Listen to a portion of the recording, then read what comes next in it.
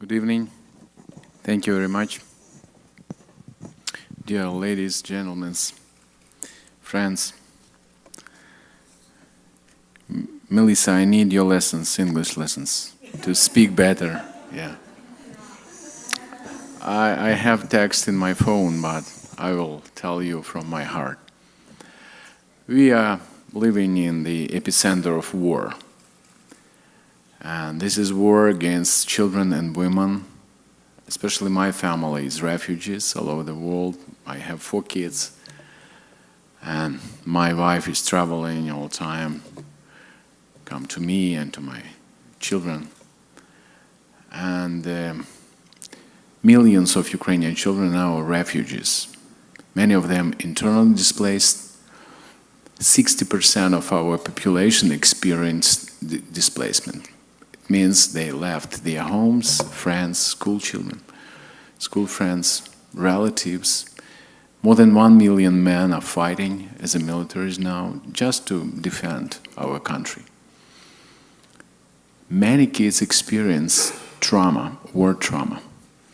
Through the research of UNICEF, 75% children have some mental trauma through the war. Especially my kids, we are living in Kiev. When challenged, they going downstairs to the basements, or to my bedroom, and they're really afraid of this. It is hard to imagine what they're experiencing, all kids. But my team now, because we are the biggest rescue network evacuating every day from combat zones, children, women, elderly people, but especially from occupied territories and from Russia who've been abducted. More than 1 million children live under the Russians now who've been kidnapped, abducted, who live on occupied territories or forcibly deported, with parents, without parents. Nobody knows how many unaccompanied children live there, how many in orphanages, how many lost their parents. For example, Mariupol, how many children being sexually abused, trafficked. It is a tragedy of my nation. I thank you. Thank you all, because I know many of you praying for us, helping us, standing with us. It is very encouraging when you're doing this. Just remember, don't hear politicians, hear your heart, because any child, your kids, needs a dignity, live in the with the dignity in this world, to be protected, just to dream about their future, not just to try to go to a basement. Thank you. All the honorees exemplify the courage and dedication that we're here to celebrate tonight. From conducting dangerous rescue missions to providing critical humanitarian aid to giving voices to the voiceless. Our honorees are nothing short of extraordinary, so please join me in acknowledging their invaluable contribution to our world as we transition into this evening's panel discussion with these extraordinary people moderated by the one and only Ruchiria. So here we are, just having heard the most inspiring speeches that I, who travel all the time and meet activists and leaders and change makers, feel I haven't heard so much all together in one room in one evening. Thank you so much for who you are and what you do. I'm going to keep my questions very short, and because we have a song and a dance performance, I request all of you to also keep your answers very short so we can move with the evening. It's just taken longer, so that's why I'm trying to make the panel shorter than I'd planned. So my first question is to Catherine. Catherine, I met you first in Portland, Maine, and you and another survivor leader, Dee Searle, took me to a children's jail, I think. And there I saw the work you were doing with young girls who were arrested for no fault of their own on crimes of soliciting while the perpetrators were outside. And since then, Maine has gone and changed the law. And now it has decriminalized victims of sex trafficking and punishes traffickers and sex buyers. It's the first state in America to do so, and you come from that state.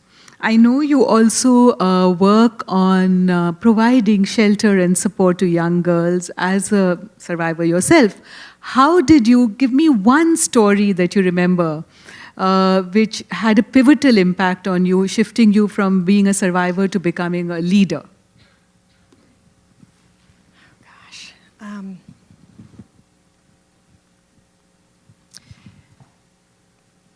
As a survivor, speaking with some of the girls who are in jail, I have nothing against the social workers and the psychiatrists and everyone, the team that each child gets when they're incarcerated.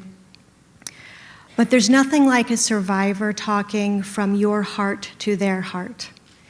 For one story, being able to tell the girls, for instance, if you are dreaming about what had been done to you and thinking about doing it to other children, that's okay. That will pass. It doesn't mean that you wanted what happened to you to happen. It doesn't mean that you are bad, that you wanted it, that there's anything wrong with you. Dreaming about doing the same thing that was done to you to other children or other people is normal. That will pass in time. And this one girl said, I have been here since I was 12 years old. I have been in many therapy, and no one has ever told me this, the shame that I have lived with, the times that I have tried to kill myself over and over again, because I do have these dreams, and no one told me that it's okay, it's natural, and it will go away in time. So that is one single thing, and I have thousands of them. Thank you. My next question is to Melissa. Melissa, you know your slogan that a period should not end a sentence, should end a sentence, not a girl's education, has inspired thousands, hundreds of thousands across the world to make sure we end period poverty and we end the shame around menstruation that so many girls are subjected to because of the society that they live in. Can you tell me, how does the PAD project bring this philosophy to life in any one story that you remember? Sure, I'd be happy to. And I'm proud that the PAD project just reached the milestone where we've given distributed 1 million menstrual products around the world to people who need them, including very much so right here in the United States. And one thing is that many of our beneficiaries write to us about being sexually, they do sexual favors just for a pad or a tampon.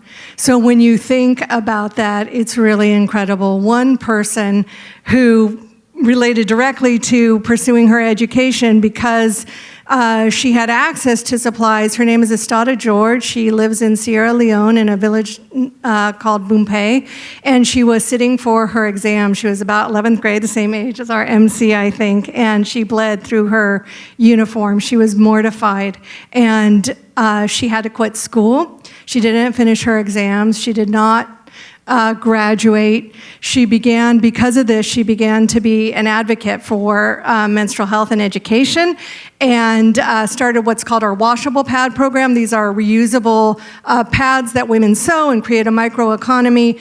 And through that, she was able to make money, advocate for her village, and now she's a doctor in her village. So really happy with her.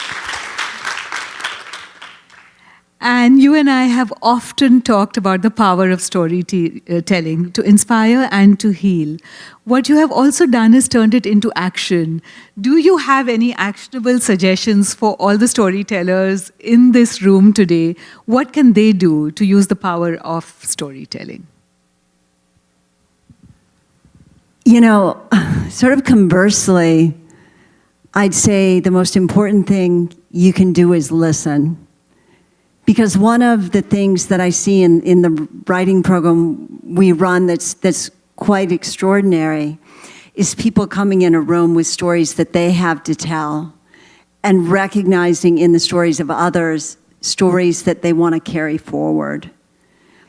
And you've heard, I feel like I'm going to walk out of this room so inspired by the people I'm on the stage with and some of you that I've already talked to this evening. And stories really only have power when we carry them forward. And so we're storytellers, but I think we're also witnesses. And to the degree that you can see yourself as an active witness to injustice, someone who moves the story through the world, and demands when people hear the story that they do something, that they not just feel but act. That, for me, is the heart of stories that can create social change, and I think that's why we're all here.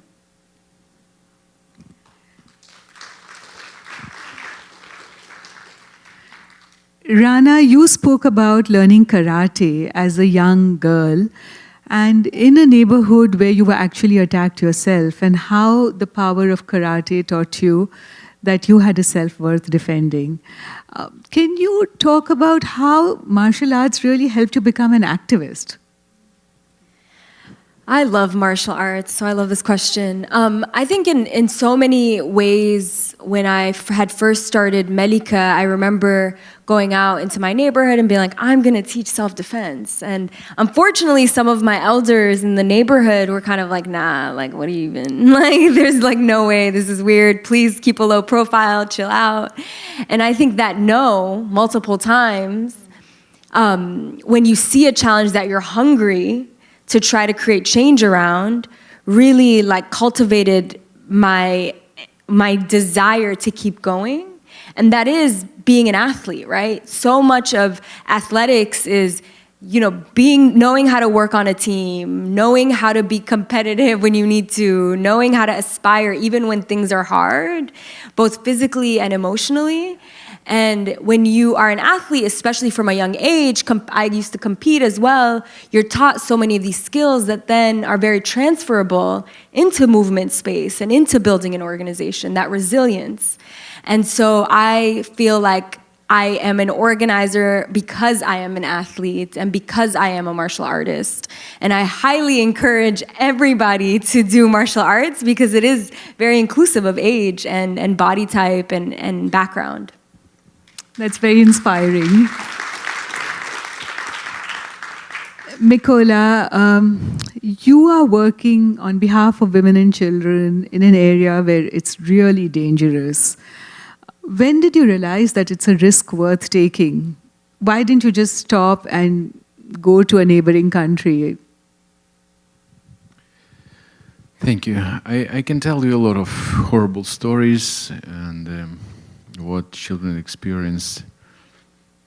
And, you know, you've seen this video, what children feels, what they feel when they can meet again their relatives, their parents, mothers, fathers, brothers.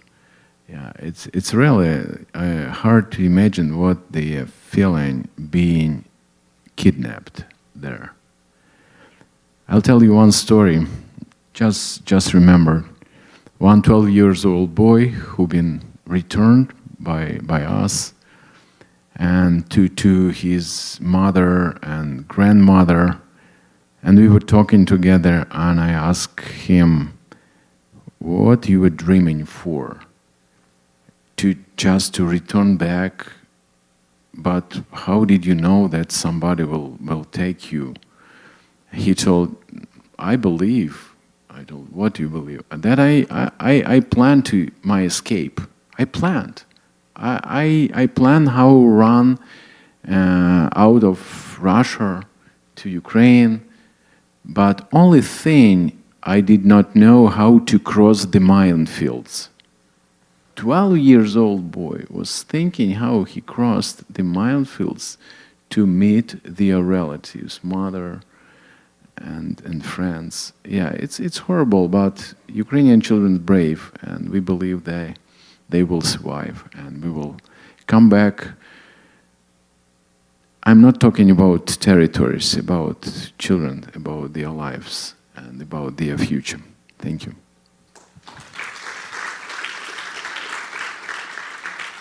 So this is like a rapid fire thing. I just want each of you to say in one sentence how the community in this room and those who are watching online can help you in your mission. Catherine, you go first.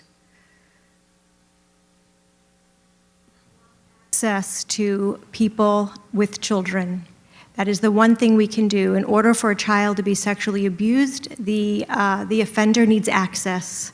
So prevent access. If you want to know how, go to my website. Recognize that menstruation is not a source of shame, but a source of strength. Never allow talk around periods to become shameful. Rather advocate for strength and power.